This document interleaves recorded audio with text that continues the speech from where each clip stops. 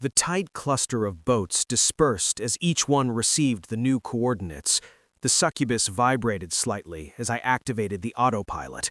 A gentle but noticeable thrust sent the boat gliding forward, and the route to the target appeared on the main monitor.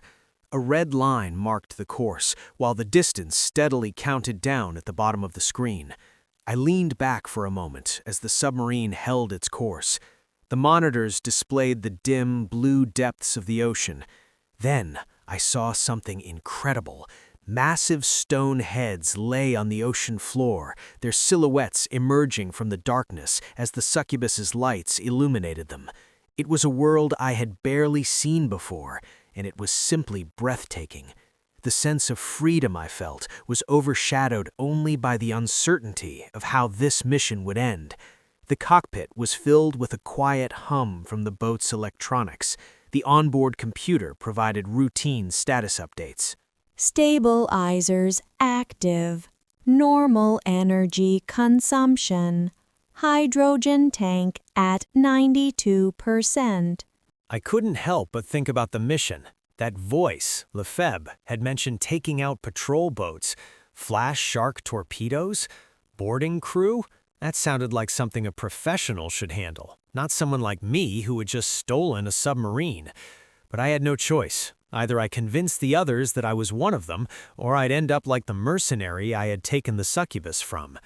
As I watched the monitors, I could see the silhouettes of the other boats in the distance. They moved skillfully, constantly shifting positions. It was like a dance of lights in the darkness. After about an hour of travel, the autopilot began to slow the vessel down. The onboard computer announced in its neutral voice, Target coordinates reached.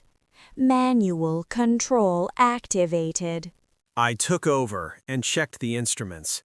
The sonar display showed not only the other boats, but also a large, sluggish target some distance away. The freighter, a massive blip, surrounded by smaller ones that were clearly the patrol boats. The mission was about to begin. The voice over the intercom came through again. All units, hold position. The attack begins in a few minutes. You all know your tasks. My task was simple. The succubus was to take position and stand by, ready to cover the boarding crew once the freighter was disabled. But it felt anything but simple. I pressed the comms button and responded curtly. Understood. My voice was deep and steady. At least, I hoped it sounded that way. In the distance, I saw the other boats beginning to form up. Their lights flickered in the dark. I moved the succubus a little closer to the large boarding vessel, keeping as inconspicuous as possible. The minutes dragged on like hours. My fingers trembled slightly as I gripped the control sticks. I had no idea if what I was doing would work, but one thing was certain. This was only the beginning of my new life. The radio transmission came suddenly, its tone cold and sharp. All units, commence attack. Light, men. Light, I murmured under my breath and brought the succubus into motion. Suddenly, the silent ocean erupted into chaos. The succubus's monitors displayed a swarm of blips, moving like ants on a warpath. The first torpedoes were launched, their glowing trails slicing through the darkness like fiery needles. Explosions shattered the silence as the first patrol boats were hit. The enemy vessels fought back fiercely. I watched as they executed swift, evasive maneuvers, returning fire in an attempt to fend off the assault. The other mercenary boats darted through the water, dodging incoming shots while coordinating their attacks. Through the monitors, I could now see the freighter more clearly. A gigantic ship, flanked by patrol boats that circled it like hungry sharks. The gold was somewhere inside, and I had to do my part to secure it. "Torpedo in the water!" A voice echoed over the radio channel. Seconds later, another call followed. "Hit! Freighter hit! I repeat, freighter hit! The guns are disabled!" Right before my eyes, an enemy patrol boat was torn in half as a torpedo struck it. Debris scattered through the water. But the freighter's security forces fought back fiercely. They fired their own torpedoes, forcing some mercenaries into cover. 2 of our boats were hit and went down in a fiery explosion, the deep water only slightly muffling its intensity. I held back for now, keeping the succubus close to the boarding vessel, a massive submarine equipped with heavy weaponry and enough space for a full crew. While the scouts kept the patrol boats distracted, the guys aboard the boarding vessel prepared the Flash Shark torpedoes. Flash Shark loaded, Someone reported over the intercom. The first Flash Shark torpedo shot toward the freighter, struck, and unleashed a massive pressure wave. A bright flash illuminated the water as the EMP torpedo disabled the freighter. The lights on board flickered before going dark.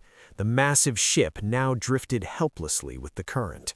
"Hit! The freighter is disabled!" Someone shouted triumphantly. Now it was up to the boarding team to strike. The boarding vessel carefully maneuvered alongside the freighter, while I accompanied it with the succubus. My job was to protect the boarding vessel from attacks, and I stuck to the plan. Suddenly, piercing sirens shattered the relative calm in my cockpit. The onboard computer announced the torpedo alarm in a monotonous yet ominous voice. 2 torpedoes were headed straight for my boat. My heart raced. Panic spread through me as I stared at the monitors.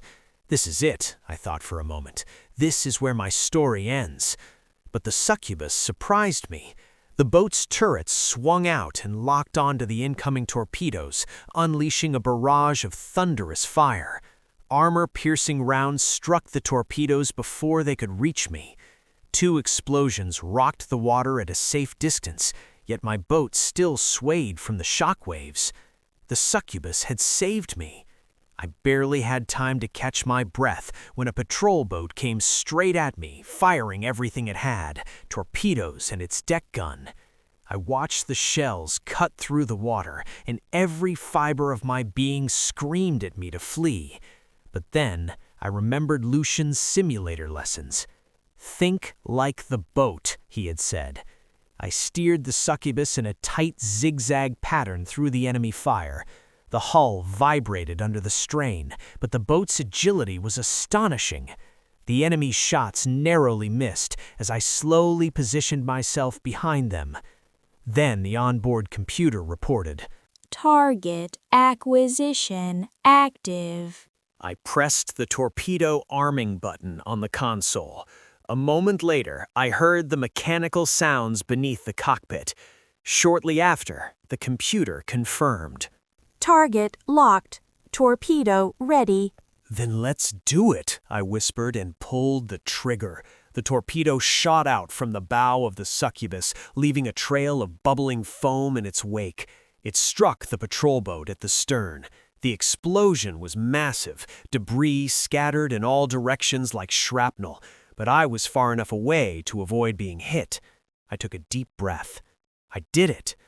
Meanwhile, the boarding team had completed their mission. Over the radio, I heard them breaching the freighter's airlocks and taking command.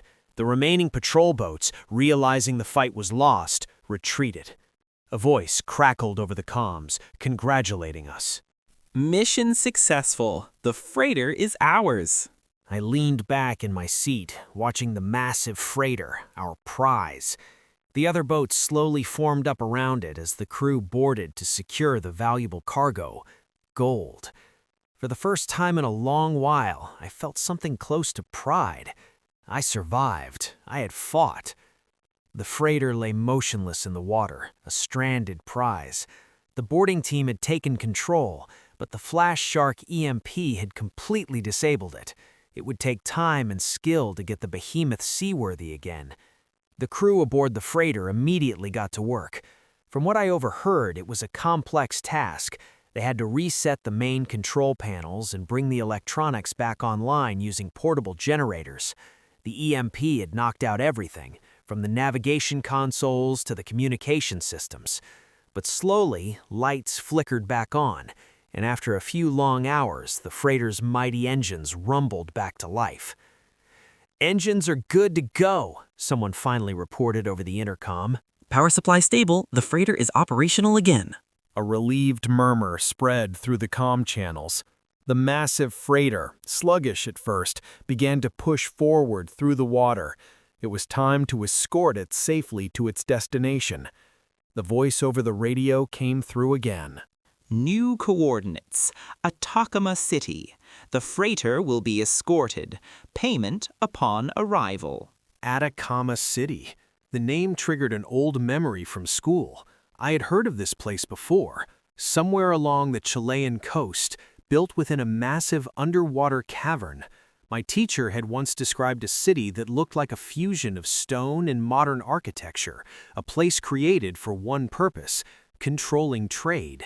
Atacama City was the central hub for goods flowing in and out of the tornado zone, a fortress of commerce carved deep into the rock, the only place where, supposedly, the air smelled of earth rather than salt.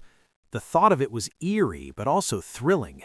With the freighter at the helm and the mercenary boats forming a protective escort, we set course for the southeast. The succubus glided silently through the depths, surrounded by the other vessels, which clustered around the freighter like a pack of wolves guarding their prize. I activated the autopilot and leaned back for a moment. The monitors displayed the massive freighter ahead, while the escort ships assumed formation, 2 at the front, 2 flanking its sides, and 1 guarding the rear. My own boat held close to the boarding craft, ready to respond at the first sign of trouble. The journey was calm, but the tension was palpable. After a battle like that, no one was naive enough to believe the voyage would be smooth sailing. The ocean was vast and full of dangers, from rival mercenaries to pirates also searching for loot. As the hours passed, I had time to think. This was just the beginning, I thought. I had suddenly become part of a world I had only known from stories and movies before. A life as a mercenary, a life full of risks and adventure. I looked out of the cockpit window into the endless expanse of the Pacific. The darkness of the water was streaked with the shimmering lights of our boats. It was both terrifying and fascinating. Along the way, I admired the vast ocean. Occasionally, other ships appeared on the sonar screen in the distance. I discovered that the sonar display was scalable, with multiple adjustment options. The view could be zoomed in and out with fine-tuned precision. The hours passed as I explored the displays, switches, and functions. After several hours of travel, we finally arrived. The entrance to the city was a wide opening in the cave wall, protected by massive security locks. Large blue letters on the sluice gate read Atacama City. The entrance was brightly illuminated. On the seabed, gun turrets swiveled their barrels menacingly back and forth, always ready to defend the city. A voice crackled over the radio. This is Atacama City. My name is Benjamin from Local Customs Control. Please transmit the cargo documents via the data channel. We waited in front of the sluice gate. A few minutes passed, and the gate to a new world slowly opened. The freighter and its escort glided through the lock. I followed at a steady pace. The tunnel seemed almost endless. Ahead of us, another massive gate gradually slid open, disappearing into the rock walls on either side. We passed through the final lock, and I could already sense the sheer size of the city on the succubus's monitor. Buildings were embedded into the cavern walls. Suspended monorails connected different levels, and everywhere the city buzzed with activity. Our boats surfaced, moving toward the docking stations. Atacama City was a stunning blend of technology and the raw beauty of the surrounding rock. The cavern ceiling was adorned with massive stalactites, resembling oversized teeth, bathed in a warm golden-orange glow from the artificial lights. The city itself was nestled within a colossal underwater cavern, a true marvel of engineering. Beneath the shimmering skyline, the cavern floor stretched out in stark contrast to the architectural perfection above. Between the rocks, coral reefs thrived, glowing like intricate sculptures. It almost felt as if nature and human ingenuity had conspired to turn this place into a living masterpiece. In some areas, the cavern walls were reinforced with metal plates and secured with heavy rockfall nets. I couldn't stop marveling. This world was so far removed from the surface that it felt like a dream. I still wasn't entirely sure how the docking process worked, so I observed the other boats through the monitors in my succubus.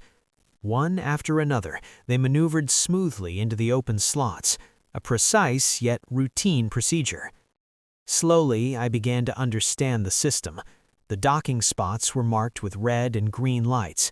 A red light indicated an occupied spot, while a green light signaled an available docking position. My gaze nervously scanned the control panel. So many buttons, so many levers. What if I pressed the wrong one? As I watched the monitor, I saw one of the other boats elegantly slid into an open spot. It looked so effortless. Taking a deep breath, I frantically searched for the docking function. Then finally, I found the right button under the autopilot section. I pressed it and the succubus began to move. My heart pounded as the boat slowly reversed. A gentle rocking motion passed through the cockpit before a reassuring click echoed. Relieved, I let my head sink against the seat's backrest. The onboard computer confirmed the successful docking procedure. Now I could shut down the engines. I looked at the succubus's monitors, gazing out at the breathtaking cavern. This city, this underwater world, it felt like a new beginning, a place where one could leave everything behind that once was in Galapagos. Only the present mattered now, survival and making the right choices. I knew I could never go back. Galapagos belonged to my old life, and the depths of the ocean, as dark and menacing as they might be, were now my new home. The wallets in my pocket vibrated. I pulled it out and looked at the sleek, shiny device.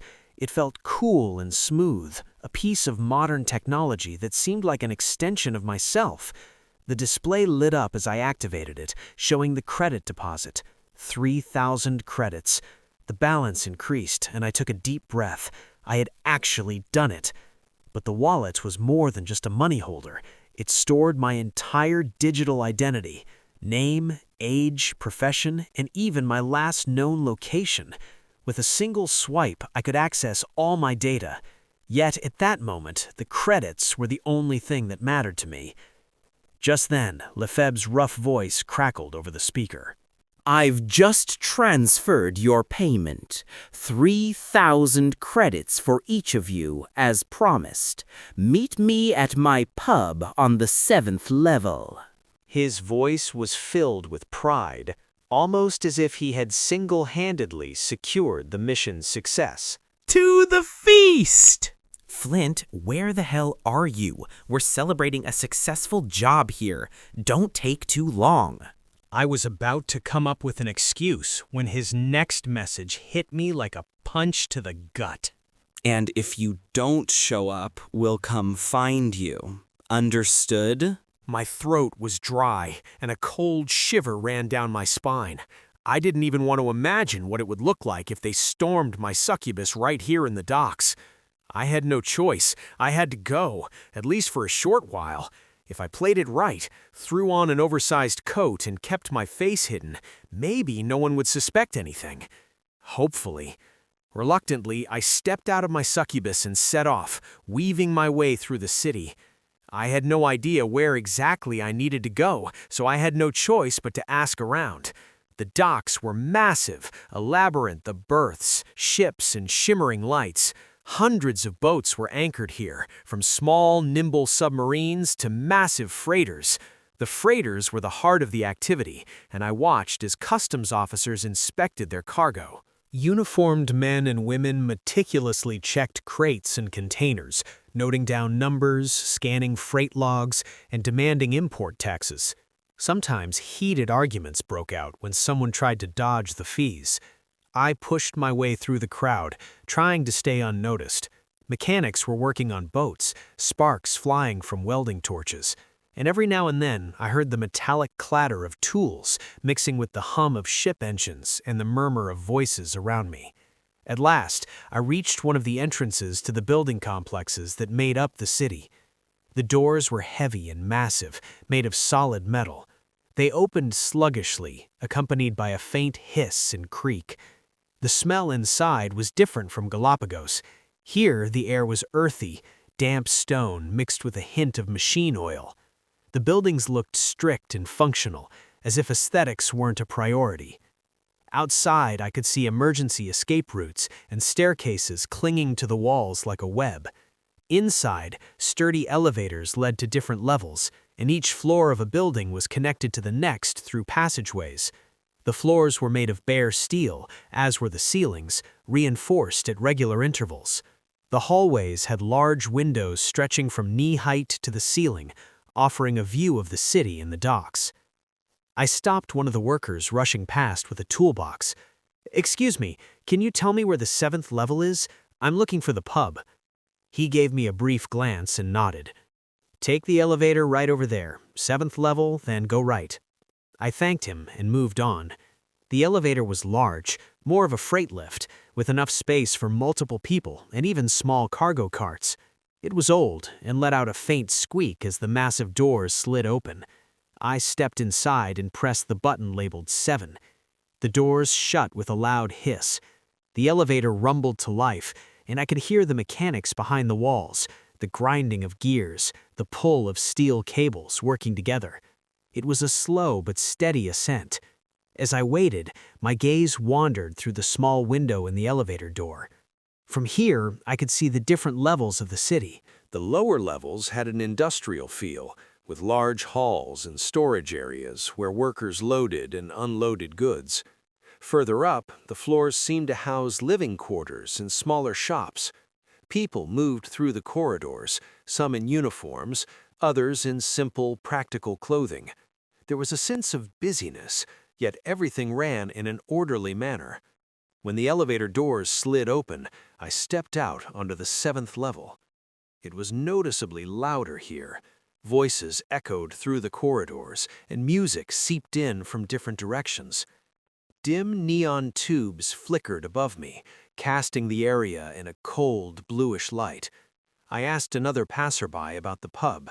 A quick nod toward a set of large, heavy double doors at the end of the corridor told me I was headed the right way. Pulling up the collar of my jumpsuit, I covered half of my face. 2 men stood in front of the doors. They looked like guards, broad-shouldered, thick-armed, and with intimidating stares. One of them sized me up briefly before giving a nod and pushing the door open. Warm air rushed toward me, carrying the sense of alcohol, food, and a faint trace of cigarette smoke. The pub was lively, filled with long tables where men and women sat, laughing, talking, eating, and drinking. Voices and laughter rang through the space as waiters carefully balanced plates and mugs while weaving through the crowd. At the far end of the room, I saw a gathered crew, their tables pushed together to form one long row. At the head of the group sat him, Lefebvre. He was a broad-shouldered man with a bald head that gleamed under the pub's dim lights. His piercing blue eyes stood out against his rough, bearded face, lined with a few deep wrinkles. I estimated him to be in his mid to late 50s. Feeling uncertain, I hesitated before slowly stepping toward the crew. Lefebvre took notice of me and waved me over. "Flint, you drunkard. Finally!" He bellowed, his hoarse voice cutting through the room. I swallowed hard and forced myself to walk toward him, step by step. I pulled the collar of my jumpsuit so far up that barely more than my eyes remained visible. My heart pounded. The room was loud, but the voices blurred into a dull hum in my ears. I knew that any misstep could betray me. If they realized I was little more than a half-grown kid, I'd be done for. As I stood before Lefebvre, he seemed entirely focused on his meal at first. The steaming bowl in front of him and the scraping of his spoon against the metal rim made him appear completely uninterested. But then, suddenly, he lifted his head. His sharp blue eyes locked onto me, and I saw the creases deepen on his forehead. "You're not Flint," he remarked, his tone laced with suspicion. My stomach twisted into knots. I could feel the others around us growing quieter, their gazes narrowing as they examined me more closely. Lefebvre leaned forward, pushed his bowl aside, and yanked the collar of my jumpsuit down, exposing my face. My breath caught in my throat. I was done for. Lefebvre began slowly, his voice dangerously calm. Well, kid, care to explain why you're here pretending to be Flint? Where is the real Flint? Before I could respond, two of his crew members grabbed me roughly by the shoulders, locking my arms in place. There was no chance to fight back. I knew that any attempt would be futile. That's a lot of questions at once. The words slipped out before I could stop them, a reflex, the kind of answer I used to give teachers in school. Are there answers, too? Lefebvre searched my pockets, his hands moving with practiced ease. Then he found my wallet. My blood turned to ice as he pulled it out and checked the data. His lips curled into a hard grin. Well, now this is interesting. So, boy, we're all ears. What's your story?